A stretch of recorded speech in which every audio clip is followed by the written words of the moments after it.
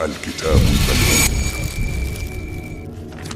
تخيل أن هناك كتاباً لا يستطيع أحد قراءته، ليس لأنه مكتوب بلغة غريبة فقط، بل لأن كل من حاول قراءته اختفى أو جن. في قلب مدينة مراكش يقال إن هناك مخطوطاً ملعوناً كتبته يد لم تكن بشرية.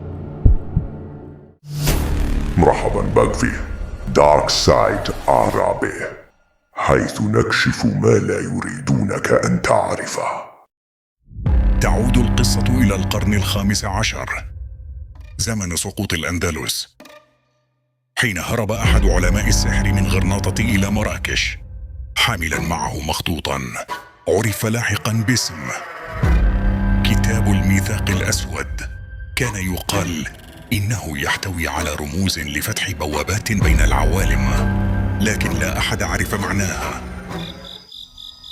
في خمسينات القرن الماضي عثر أحد طلاب الزوايا في مراكش على نسخة من هذا الكتاب داخل مكتبة قديمة قرب جامع ابن يوسف. بعد أيام فقط من لمسه للكتاب فقد أثره تماما، وقال أصدقاؤه إن صوته كان يسمع ليلا داخل المكتبة كأنه يقرأ شيئا لا يسمع إلا لمن كتب عليه اللعنة. الخبراء الذين فحصوا بعض الصور النادرة للمخطوط أكدوا أن النص مكتوب بمزيج من العربية القديمة واللغة السريانية والرموز الطلسمية، وكأنها رسالة من زمن آخر.